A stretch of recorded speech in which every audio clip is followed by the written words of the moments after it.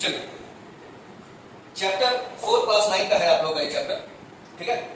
तो प्रॉब्लम ये था कि हम देख रहे थे कि क्लास 9 में कुछ तो बच्चे जो मेरे क्लास से हैं उसके लिए तो कोई दिक्कत नहीं है, जो दूसरे क्लास से है ये चैप्टर काफी इंपॉर्टेंट चैप्टर है, क्योंकि जब आप क्लास 10 में जाइएगा तो वहां पर जो आपको कुछ कुछ जो चैप्टर आपको मिलेगा, ठीक है ना, जैसे केमिकल कैलकुलेशन हो गया या और भी केमिकल से रिलेटेड जो चैप्टर्स है, केमिकल बॉन्डिंग हो गया, पीरियोडिक टेबल हो गया, ये सब जो क्लास 10 का चैप्टर है आप लोगों का, उसमें ये वाला जो चैप्टर है उसमें बहुत महत्वपूर्ण भूमिका उस चैप्टर को समझने में, क्लास 10 वाला चैप्टर को समझने में बहुत महत्वपूर्ण भूमिका अदा करेगा। इसी के लिए ये चैप्टर हर एक बच्चा लोग को पढ़ना और समझना बहुत जरूरी है। हालांकि एक क्लास में हम लोग थोड़ा मोड़ा एटॉमिक स्ट्रक्चर यानी कि जो परमाणु संरचना है इसके बारे में हम लोग ऑलरेडी पढ़ाई किए हैं, ठीक है ना।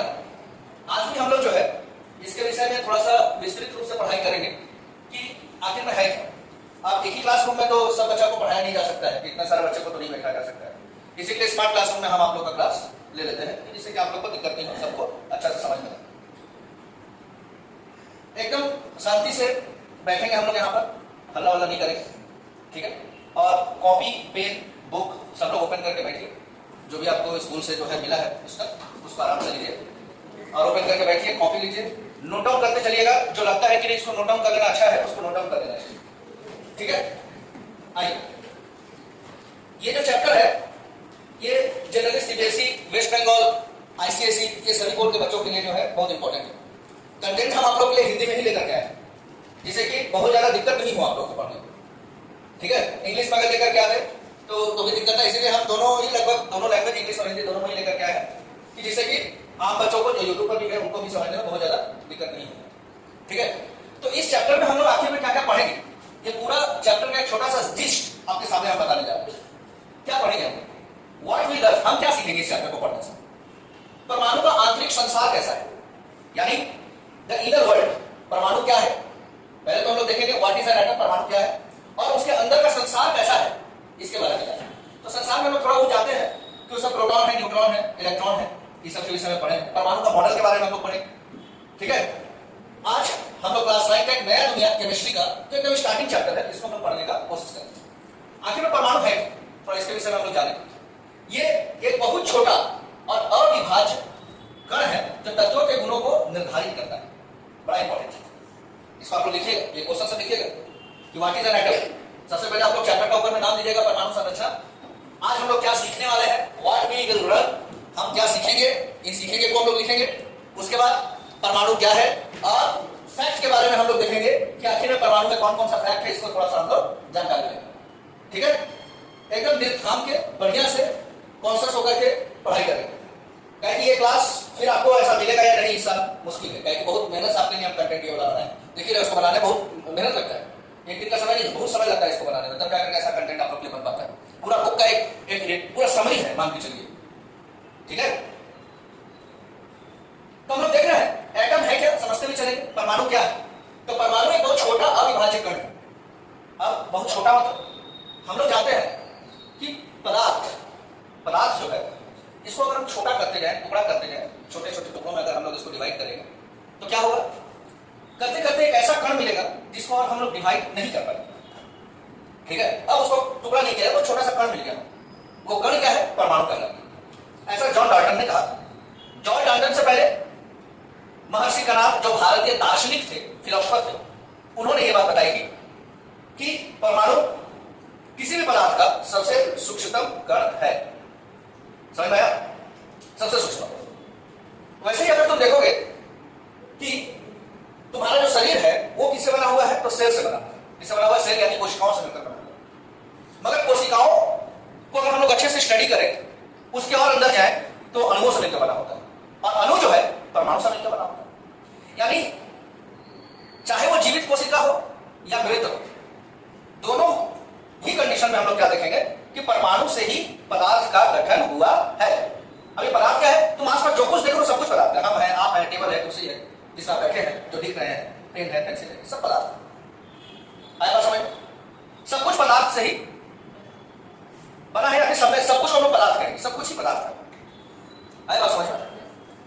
लेकिन ये पदार्थ का जो सबसे सूक्ष्म कण है वो क्या हो गया, परमाणु।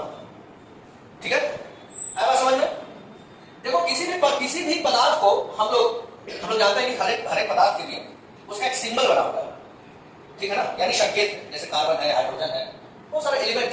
अब अगर हम लोग पदार्थों के बारे में अगर हम लोग बात करें, पदार्थ, यदि हम लोग पदार्थों के बारे में बात करते हैं तो पदार्थ कुछ क्या होता है ठोस रूप में, कुछ क्या है तरल है, और कुछ क्या है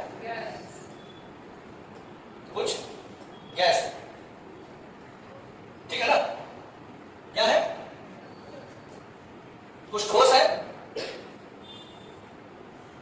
कुछ गैस है, और कुछ तरल है, यानी कि द्रव अवस्था में। आया तो समझ में? तो ये जो पदार्थ है, ठोस, द्रव और गैस, ये तीनों अवस्था में जो पाया जा रहा है, तो अलग अलग, अब देखो एक चीज ऐसे समझेंगे कि जो पदार्थ है, हम थोड़ा सा क्लियरली बोल रहे हैं, थोड़ा सा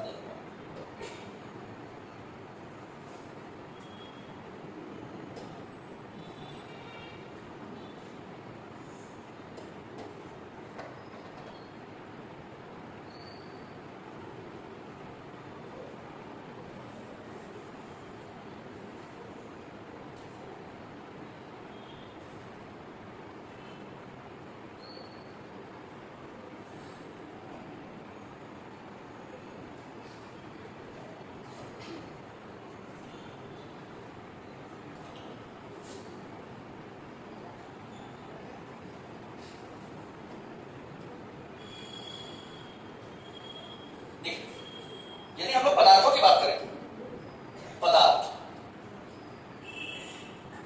ठीक है, तो पदार्थ कितना प्रकार का हो गया बेटा? तीन,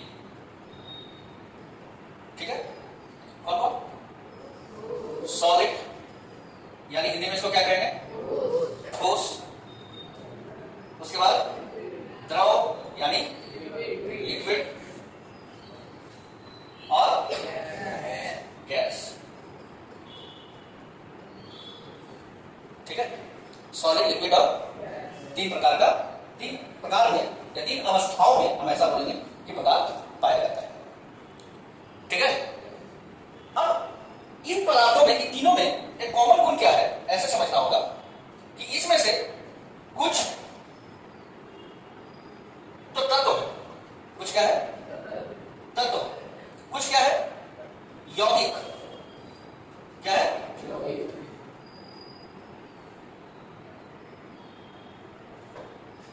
कुछ तो तत्व है, कुछ यौगिक है, और कुछ मिश्रण। कुछ तत्व है, कुछ यौगिक है, और कुछ मिश्रण। मतलब पहले तो पदार्थ तीन अवस्था में हुआ, सॉलिड, लिक्विड, गैस। आई सब जो हम देखेंगे क्या, उसमें से कुछ तत्व है, कुछ यौगिक है, और कुछ, ठीक है। अब ये तत्व, ये तो हमको समझ आ रहा है, लेकिन तत्व, यौगिक और मिश्रण क्या है? तत्व है, तुम इन तीनों में तुम देखोगे क्या कि कुछ कुछ हमारे धरती पे ऐसे पदार्थ पाए जाते हैं जिसमें एक ही प्रकार का परमाणु मिलता है, जिनमें एक ही प्रकार का परमाणु मिलता है। जैसे अगर हम हाइड्रोजन की बात करें, केवल हाइड्रोजन, तो हाइड्रोजन में क्या है, केवल हाइड्रोजन ही मिलेगा, ऑक्सीजन ही मिलेगा, है ना। मगर यही हम बात करते हैं जल की, तो इसका अनुसूत्र क्या होता है बेटा? H2। तो इसका मतलब इसमें हाइड्रोजन भी मिल रहा है और ऑक्सीजन भी मिल रहा है। ऐसे अगर हम बात करें CO2 का, तो इसमें कार्बन भी मिल रहा है ना। अगर हम बात करें NO2 का, इसमें नाइट्रोजन भी मिल रहा है और, लेकिन यही अगर हम बात करें N2 का, केवल नाइट्रोजन। आया समझ में? इसका मतलब हमको क्या समझ में आ रहा है? अच्छा, कुछ ऐसा अगर हम बोलेंगे, जैसे अगर हम बोले CaCl2 into 10H2, ऐसा कहीं कहीं देखने को मिलता है। इसका मतलब क्या है? कैल्शियम क्लोराइड भी है, मतलब कैल्शियम भी है, क्लोराइड भी है, हाइड्रोजन ऑक्सीजन है, आई दोनों मिश्रण के रूप में, है ना। मिश्रण मतलब, अच्छा यौगिक और मिश्रण में अंतर क्या? तो समझ में आया, इसमें एक ही प्रकार का परमाणु है, जैसे ये सब एक ही प्रकार का परमाणु, लेकिन जो मिश्रण रहेगा, बहुत सारा परमाणु मिल करके एक निश्चित अनुपात में मिला हुआ रहेगा, मिल करके एक नया टाइप का पदार्थ बना देगा, उसको हम लोग क्या कहेंगे? यौगिक कहेंगे। इंग्लिश में इसको कंपाउंड कहते हैं। समझ पाया? क्लियर है? क्लियर है? सही बच्चा? जोर से बोलो यार सब। चलिए ऐसे जोर से बोलना, जब बोलेंगे तो बोलोगे जोर से, ठीक है? चलिए अब बात करते हैं। अगर दो परमाणु एक निश्चित अनुपात में अगर मिल जाए और निश्चित अनुपात में मिल करके नया प्रकार का अगर पदार्थ बना देता है तो सब लोग क्या कहेंगे? क्या कहेंगे? यौगिक कहेंगे। चल रहा है ना? बदली हो गया। चलिए आगे बात करते हैं। मगर कभी कभी हम क्या देखते हैं, कुछ यौगिक हो या कुछ तत्व हो, उसको मिला करके हम नया प्रकार का एक पदार्थ बनाते हैं। जैसे हम बात करें कि मान लो तुम खरीद करके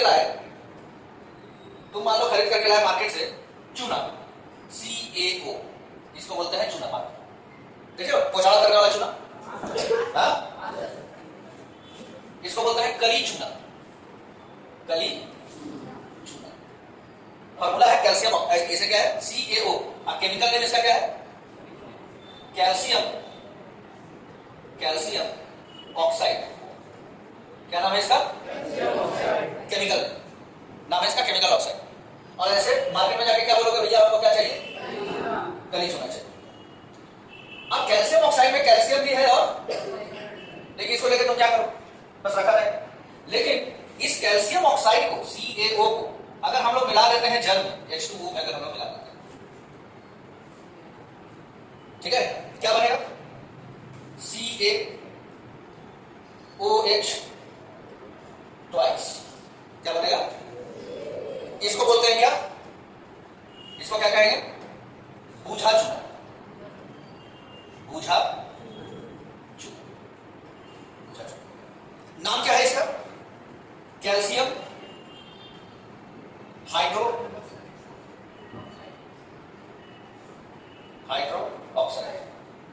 कैल्शियम हाइड्रोक्साइड इसका नाम। घटना समझ में आई नहीं है? अब देखिए यहां पर हम क्या किए, कैल्शियम ऑक्साइड और H2O ये एक निश्चित अनुपात में था, ये भी एक निश्चित अनुपात में था, है ना? इन दोनों को हम मिला करके नया टाइप का मिश्रण बना दिया, है ना? नींबू लिया, पानी लिया, निचोड़ करके चीनी डाल दिया। चीनी अलग चीज है, नींबू अलग चीज है, पानी अलग चीज है, मिला करके एक नया टाइप का मिश्रण बना लिया। ये क्या बन गया? मिश्रण। बहुत सारा यौगिक, बहुत सारा मिश्रण को मिला करके एक जगह हम लोग क्या किए, नया टाइप का चीज बना दी, उसको हम लोग क्या कहेंगे? मिश्रण। घटना समझ में आ रहा है? ये सब कुछ, ये जैसे यहां पर रासायनिक प्रतिक्रिया हुआ, क्या हुआ?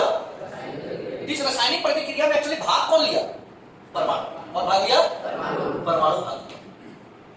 कैल्शियम का परमाणु था, ऑक्सीजन का परमाणु था, हाइड्रोजन का परमाणु था, ऑक्सीजन का परमाणु था, सब पार्टिसिपेट किया इसमें। और सब पार्टिसिपेट करके एक नया प्रकार का क्या किया? पदार्थ का गठन कर।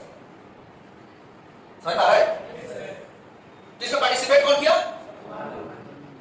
ये सूक्ष्म कण पार्टिसिपेट किया। हमको नजर नहीं आया, नजर तो कुछ छुड़ा है, लेकिन कर कौन रहा है? परमाणु। समझ आ रहा है? तो पदार्थ का ये क्या है? बहुत छोटा अविभाज्य कण। बहुत छोटा अविभाज्य कण।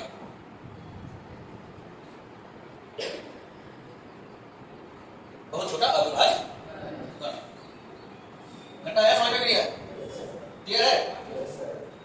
चलिए, तो इसी के विषय में हम लोग आज डिटेल स्टडी करने वाले हैं कि आखिर परमाणु है क्या। ठीक है, आइए आगे देखते हैं हम लोग कि जो परमाणु है,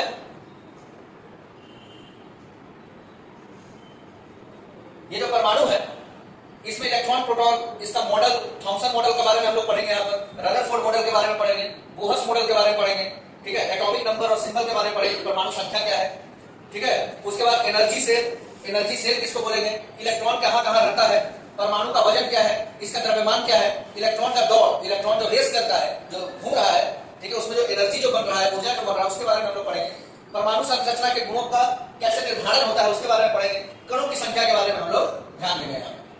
ये पूरा चैप्टर में हम लोग को ये सब विस्तृत जानकारी लेना है। ये मतलब पूरा चैप्टर का क्या है, छोटा सा सारांश। ठीक है बच्चा, आया समझ में नहीं है?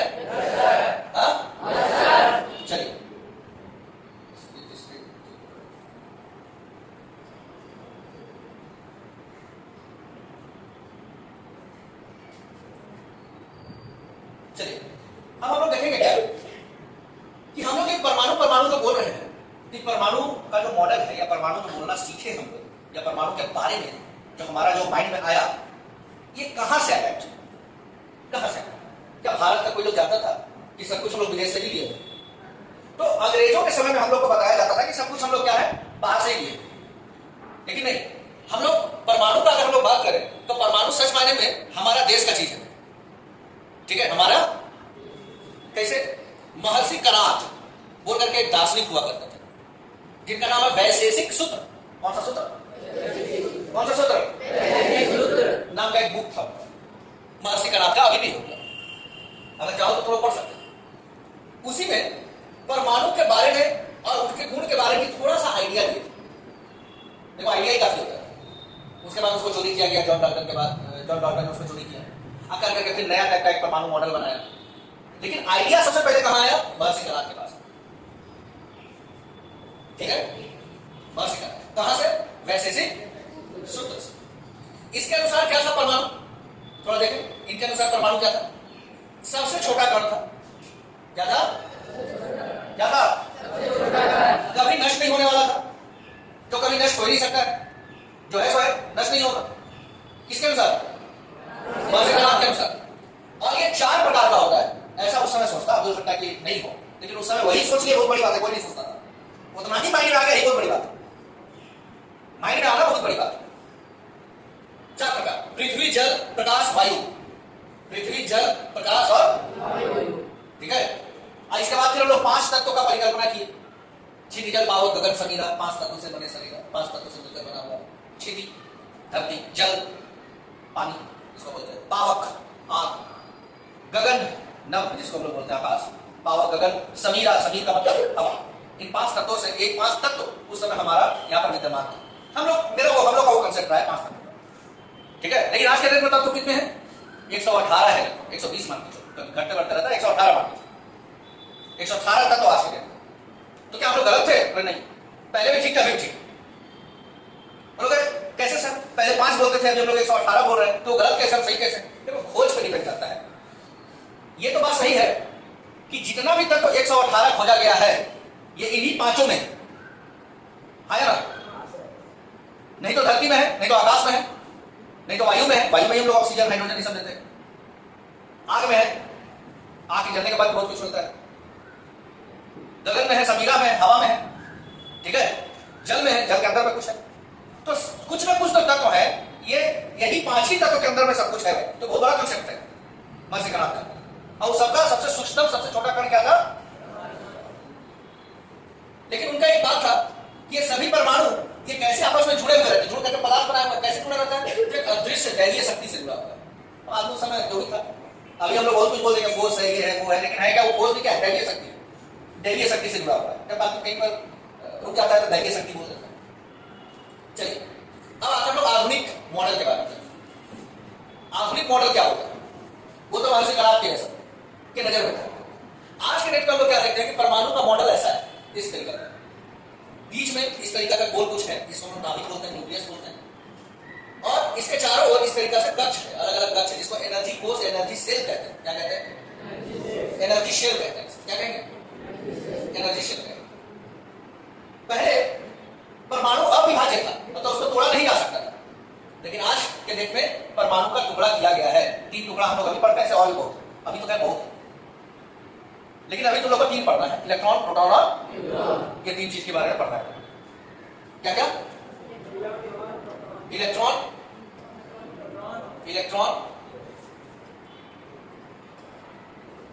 प्रोटॉन और न्यूट्रॉन। ये 3 चीज के बारे में पढ़ना है, जिसमें कि प्रोटॉन और न्यूट्रॉन ये दोनों कहां होता है? नाभिक के अंदर, यानी न्यूक्लियस के अंदर होता है। कहां होता है? नाभिक के अंदर, यानी न्यूक्लियस के अंदर। यहां पर प्रोटॉन है और क्या है? तो तुमसे अगर कोई पूछेगा कि प्रोटॉन कहां पाया जाता है? नाभिक में। किसके नाभिक में? परमाणु के नाभिक। न्यूट्रॉन कहां पाया जाता है? न्यूट्रॉन नाभिक में। ये क्या? न्यूट्रॉन कहां पाया जाता है? प्रोटॉन कहां पाया जाता है? नाभिक में। और इलेक्ट्रॉन, ये सब देख रहे हो, इलेक्ट्रॉन अलग अलग कक्ष में क्या होता है? ऐसा कंसेप्ट दिया था। ये भी बड़ी बात है। कौन किया भाई कंसेप्ट? तो अलग अलग वैज्ञानिक अपना अपना खोज प्रारंभ किया कि भैया कण है, देखते हैं इसके अंदर में क्या है। तो सबसे पहले देखा गया इलेक्ट्रॉन का खोज हुआ, कभी कोई प्रोटॉन का खोज कर दिया, न्यूट्रॉन का खोज किया। इस प्रकार से खोज स्टार्ट हुआ। तो हम लोग देखकर खोज के बारे में पढ़ेंगे कि इलेक्ट्रॉन का खोज कैसे हुआ, कौन किया, किस तरीका से किया, प्रोटॉन का खोज कौन किया, कैसे किया, किस प्रकार से किया, ठीक है, न्यूट्रॉन का खोज कौन किया, कैसे किया, कब किया। तुम्हारा किताब में है सब एकदम बढ़िया से डिस्क्राइब करके लिखा हुआ, ठीक है। हम लोग पढ़ेंगे, यहाँ पे हम आप लोग के लिए लाए हैं प्रेजेंटेशन, ठीक है। तो हम लोग अब एक एक करके हम लोग देखेंगे मॉडल के बारे में कि कौन कौन सा मॉडल और किसने क्या किया, हम लोग अब देखेंगे, ओके।